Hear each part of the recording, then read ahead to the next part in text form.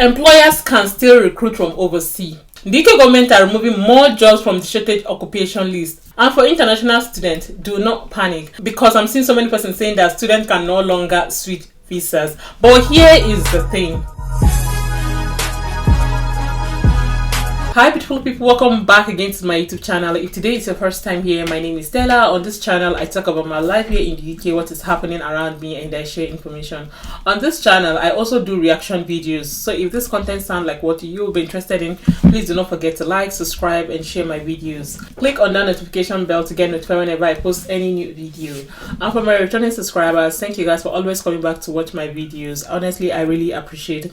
So guys, in today's video I'm talking about the latest immigration changes, and I am sure some of you must have seen what's happening, but for me personally, I just feel like I want to pinpoint the main headlines that people are talking about. People are asking questions, because I mean, one or two persons are asking me a question, and honestly the reason why I have not made this video is because if you go on the government website to read, that is a lot, is plenty. Like, you will even be confused because there's so many things attached to all of these rules, and students are a bit confused, saying that they say, oh, students can no longer switch. Who says so? Did you read it? Did you go through it? Aside from this healthcare job with visa sponsorship, are you also aware that over 111 jobs will be removed from the shortage occupation list? I just feel like people are talking about the healthcare job. However, that does not also mean that you cannot apply for a job with visa sponsorship from overseas. You can still do so, which I'll be talking about that in today's video. And if you're in the UK as a student, there's nothing like you cannot longer switch. Anyways, let's start from the number one. I had to jot some of these things down because it's too much.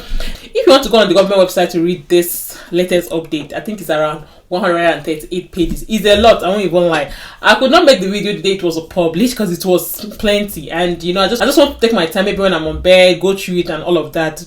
But if you want to go through it, if you want to read it, I am also going to leave a link to some of this on the description below, so you can, you know, go through it and read it at your own pace when you want to, because I mean, at the end of the day, is online. You can check online, like I said, but I'll make it easier for you guys. I'm going to leave the link on the description. Number one, let's talk about the what's it called, care job with visa sponsorship, the update, where it says that if you're outside the UK from 22nd of July, you can no longer be sponsored from outside the UK, meaning they will end the healthcare job with visa sponsorship. However, I feel like they've already ended it long time ago, to be honest, because it's been so hard for people outside the UK to get the care job with the visa sponsorship. So if you're still hoping to get job with visa sponsorship by 22nd July of this month 2025, they will officially stop it. And somehow it's good that they also announced it, that they will officially end it, so that those employers that are, you know, charging people, collecting money from people, will know that, oh, this thing has stopped. So if you are dumb and you still pay to enter the UK after 22nd of July, then now you do yourself, because I mean, the UK government has officially announced that they will stop recruiting from overseas from 22nd of July. And now let's talk about people already in the UK. Well, for people already in the UK, they said you can still switch whether you're a student. I don't know, a couple of persons are saying that student cannot switch. I did not see, when I was going through it, I did not see where it said that student can no longer switch after 22nd of July. Everything that is applying for people in the country applied to students. That is what I saw, and that's when I was reading, that's what I understand by what they were saying. If you're in the UK and you're a student, you can get sponsored while you're in the country, but then they will stop the sponsorship. They will stop the healthcare job with visa sponsorship 22nd July 2028. And then if you are switching, you must be working for the company for at least 3 months before you apply. You must be a staff at least 3 months before the company will sponsor you, and the company needs to submit application before the end date, which is the 22nd July 2028. I did not see where it says students cannot switch. Student can switch. So before I forget, let me explain something. When I say student can still switch, I don't mean if you're still studying. No, you know, students who are on post-study, they came in on student visa. Do you understand? So when I say student can still switch, I mean after study, when you're like on your post-study visa. So people who are in the UK currently that are on their post-study visa can still switch, can still apply for healthcare job with visa sponsorship before, you know, the 22nd July 2028. So everything that applies for people already in the UK, if you're a student and you're in the UK, it applies to you too. You can, but after 22nd, it's over. That is just it. And for those of you that are worried, oh, I'm on sponsorship, what will happen to me and all of that. I mean, if you're on sponsorship, you're on sponsorship, nothing will happen.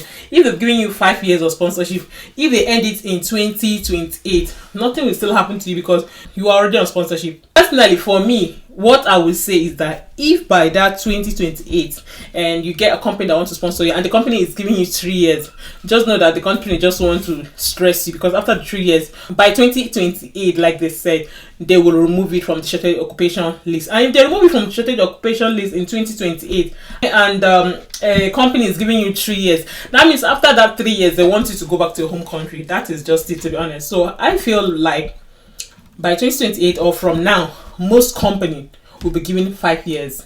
That's what I feel. Most employers will be given at least 5 years. All these 2 years are renewed. I don't think people will be doing that now, to be honest. So yes, like I said, I'm going to leave the link on the description below for you guys to go through it and also read. And if you have anything you want to add to this video I made, feel free to leave it on the comment section, because I feel like people will also learn from it. Everything I'm saying here is on government website. That's what I saw there. So you watching me can also make research and go through it. Let's talk about the overseas recruitment. From what I saw, you can still recruit from overseas, but then again, they have stopped the RQF level 3. Before you can be sponsored from overseas, you must be above RQF level 5, which means you must be at least level 6 RQF. So your level must be from level 6. They've stopped recruiting maybe people with MVQ level 3, that kind of a thing. So RQF replaced the MVQ. Do you understand what I'm trying to say? So there's no more recruitment for people with RQF level 3 from overseas. So if you're applying for job with visa sponsorship from overseas, you must be above level 5. So you must be from level 6. Just why you talk about MVQ level 2, level 3, so you must get at least RQF from level 6. So like equivalent, I don't know if you understand, like the same level, it has to be from level 6. So that is just it. So you can still be sponsored from overseas, just on a higher level. So it says on this article, the 1st July 2025 statement of changes HC 997, following only a week after the last statement changes. See, skilled workers salary threshold rise, overseas recruitment for care workers and the reduction of over 180 eligible occupation for new entrants to the skilled worker visa route. According to the Explanatory Memorandum, through the official announcement, states that it is more than 100 and that they are removing 111 eligible occupation. However, the number, a lot of jobs will no longer be capable of sponsoring. A lot of jobs will no longer be sponsoring. So let's talk about this. Over 111 jobs will be removed from the shortage occupation list. Some jobs will not longer be there. So with all of this that is happening, you could tell that they are trying to cut down numbers of immigration. To be honest, they are trying to cut down immigration big time. Years back, if you give birth in the UK, you're automatic citizen. They later changed it, and they changed it years back. If you give birth in the UK, after 5 years, your child will get indefinite leave to remain in the UK. They changed it to 7 years. So there's always a change, and maybe in 2030 there will be another change, or they will decide to bring back the healthcare job if they need. I don't know if you grab. So all of this is change. Honestly, at the end of the day, I don't blame them. They need to do what is best for their people. That is just the truth.